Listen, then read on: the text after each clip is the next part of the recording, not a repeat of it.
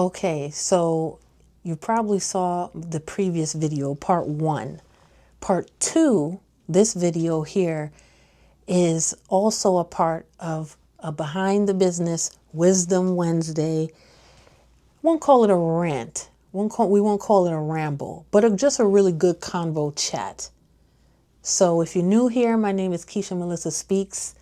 I'm here to encourage, I'm here to motivate, I'm here to share, and I'm also here to share my journey of becoming more visible. And I'm in a 30-day visibility challenge with some wonderful women in which we are here challenging ourselves to film and to post on YouTube for 30 days straight. We're on about day 17 right now, and I just think it's wonderful. If it were not for this group, if it were not for my accountability partner, I shout them out all the time and I'll never stop shouting them out, I wouldn't get this far, because I just know that I know that I would have maybe found some type of mental reason to stop myself from doing this. So I'm really glad, and I credit the environment that I put myself in, in order to be able to do it.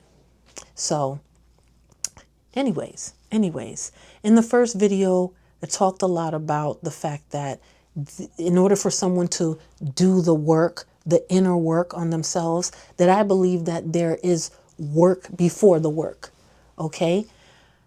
So, but once you're on the journey, because I think it's lifelong, I don't think you ever stop doing the work on yourself. Once you're on the journey, and while you're on the journey, if you are thinking about starting a new endeavor, I think it's important for you to sit down and think about, well, it's a little bit more, it's connected to joy, but at the same time, I feel like it's a little bit more than that. But it's connected to joy. So I'm going to kind of give an example just for myself. So I always ask myself the question, like, okay, Keisha, what are you good at? What lights me up when I am doing it? And there were stages in me figuring this out. Ultimately, I figured out that it has less to do with doing a particular thing. It has more to do with the outcome I see from my efforts and the way in which those efforts are implemented. So I think I really started to realize what it is that I like and enjoy when I spent 2 years teaching in South Korea, and I taught children. I was an English teacher, but I'm teaching all different subjects. So that's from kindergarten ages all the way up until middle school age, like 7th grade, So I taught all of the different subjects in different ways, appropriate for the age groups. However, the subject I enjoyed the most was the debate subject. So I taught debate to, they were like elementary school students, some junior high students, and then I tried to implement that with some of my actually kindergarten and first grade students, and they did very, very well. I did utilize some of my legal training as I went to Korea, actually after I went to law school. So if you have watched some of my other videos, you would know that I went to law school, I graduated, and then I went to South Korea after that.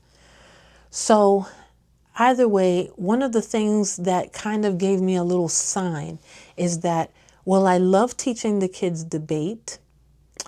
It had less to do about necessarily the subject of debate, and it had more to do with the joy that I felt helping my students see them transform themselves.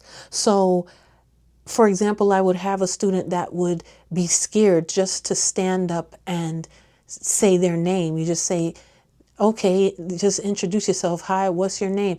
And the fear that you would see come over them was incredible sometimes.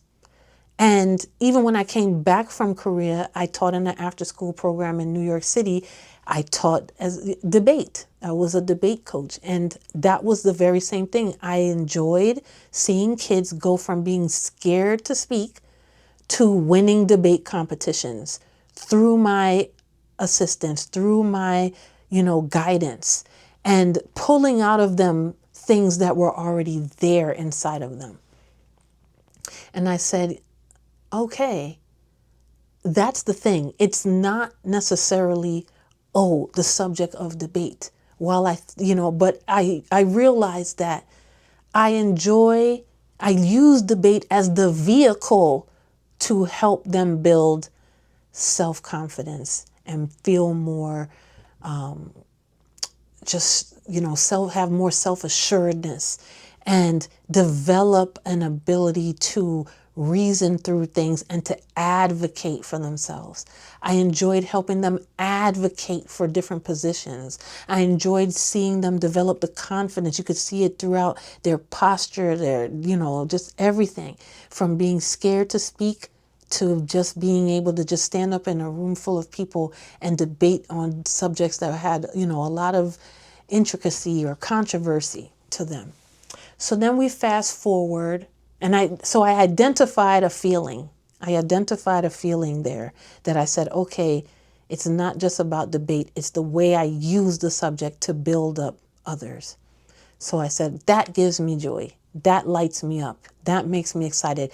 That's why when I did those classes, especially when I came back and I was in New York City doing the after school program, I would feel so lit up every afternoon that it did not feel like work to me, so to speak. So anyways, fast forward now, not doing that anymore. I start teaching myself how to make candles. This is in 2020. Teaching myself how to make candles by watching YouTube videos and just kind of out of curiosity doing it, coming up and mixing different scents, finding a candle supplier, going to the candle supply store, things like that. And then I start to think, well, what do I want my company to represent? Because people can buy candles from anyone. You can buy candles, you can buy room spray, you can buy anything. You can buy anything from anyone. You don't have to buy anything from one particular person. But I really had to think, well, what is it about this product, the way that I do things, the way that things that I want to be known for, that's going to be unique to me? And that's when I just, came up with the name Sage Advice. So of course, that's, just thinking about giving good advice, right? So my candles are to motivate and inspire. And so that's why I decided, okay, I want the names to represent something motivating, things that I would say to motivate myself, things that I would say to motivate others, things that are maybe just a part of, jovial aspects of my personality, things like that. And so that's where the names come from: the courageous honesty, inspired moments, best friend vibes. Like I have different, names and different things for each product. But I said, ultimately, I enjoy the candle business has now become the vehicle for me to build confidence in a different way, to build motivation in a different way, for me to be encouraging in a different way. It's not the candle that is what I'm, super passionate about. Although yes, I figured out it's something I can do. I like scents, you know what I mean? Things like that.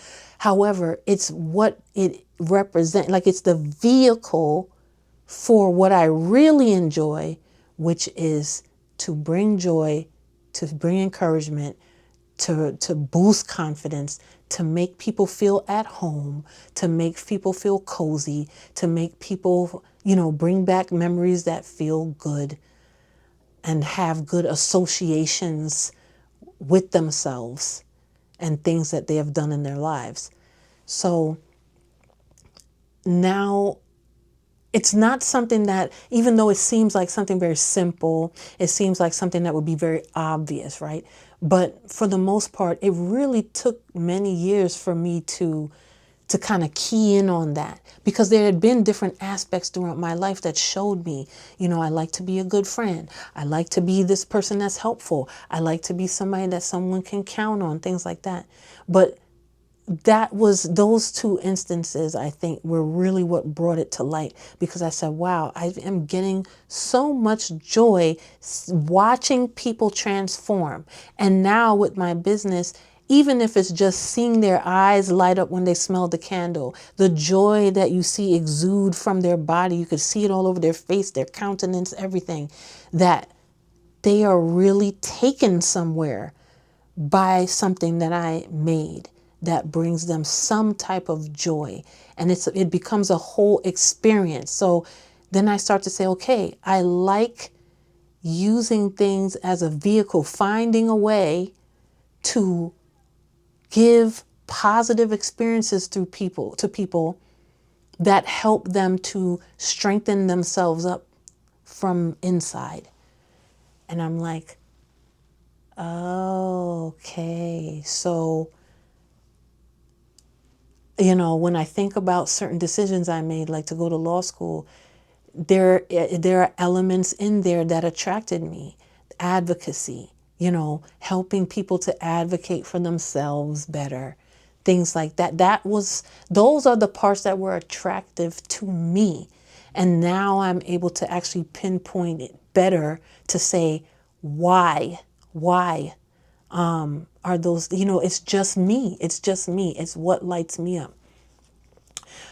But tying it back to part one of, the first video, is you have to take a step back though, in order to say, how clear is my mind so that I could even start to think about what it is I want, what it is I like.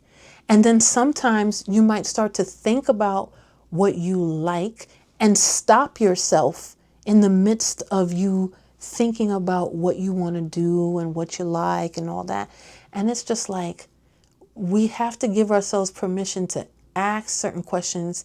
And before that, you have to give yourself permission to recognize whether or not your mind is even clear enough to start asking questions.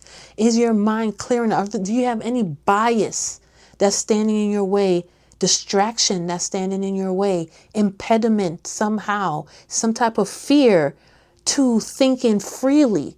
Some type of blockage could be blocking you from just having the clarity to stop first and relax and think. You have some people that they don't even feel comfortable being in quiet spaces.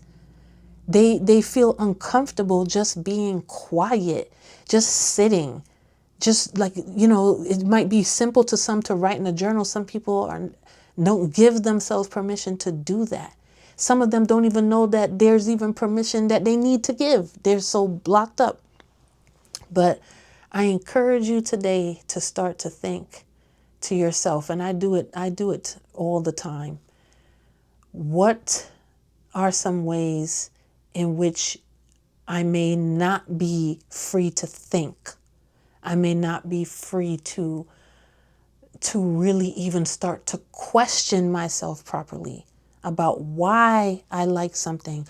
Why am I doing certain things? You have people that they're staying in all kinds of relationships that are not healthy for them, but they didn't stop to think, is this healthy or is this just the way it is? That's how I saw my parents do it. That's how I saw this person do it. I thought that this had to be tough. This had to hurt. And it's like, they don't even know that that's not true.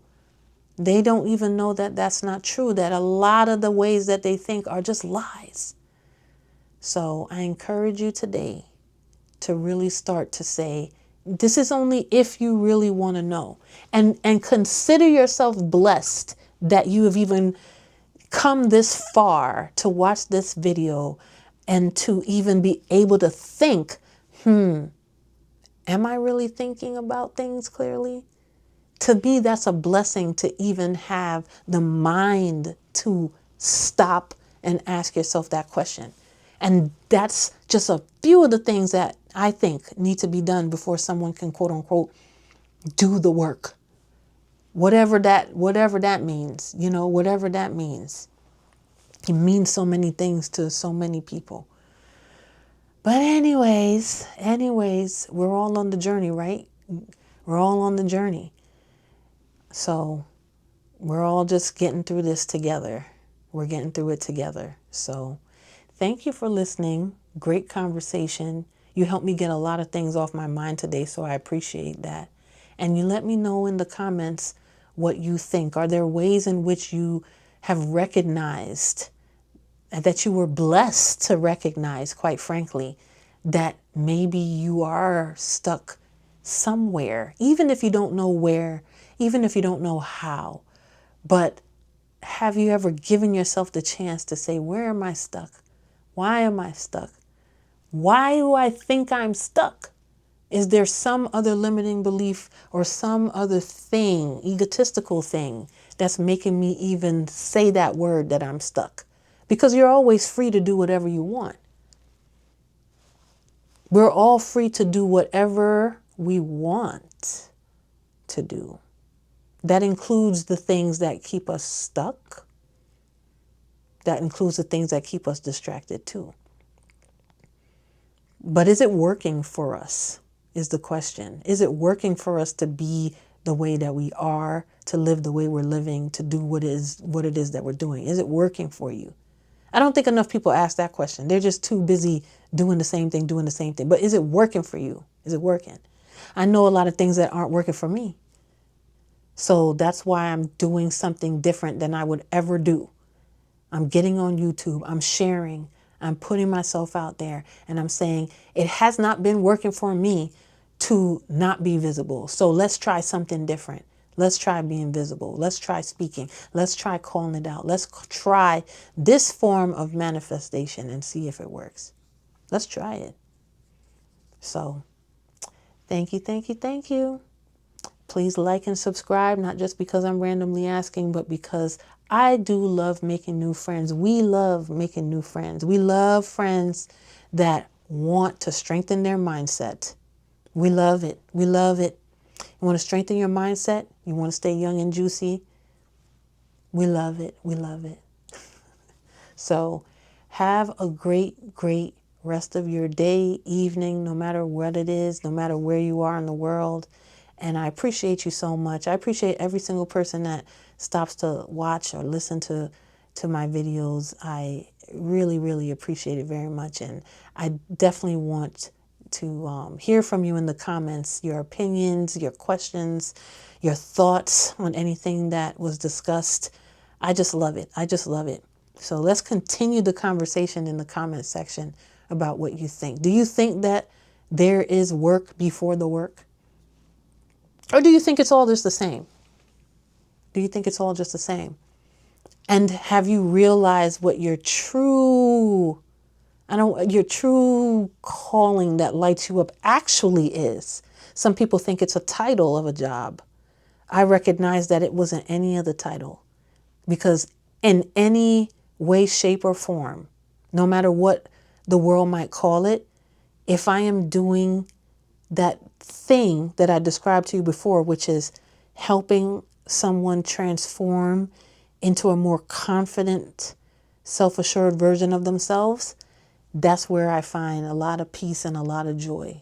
So whether it was debate, whether it's through my candles, whether it was through any work that I've done, I've had a lot of jobs in which I have had the opportunity, little by little, I was able to see certain things and how I've helped people, and that gives me joy. That gives me joy. So thank you again. Great conversation. You're awesome. You're awesome. I'll talk to you later. I tried to get outside this morning, but I just couldn't get up. But I'm going to see if I can wake up tomorrow morning, get outside and chat with you. And I love that. So, all right. Have a good evening. And thanks again.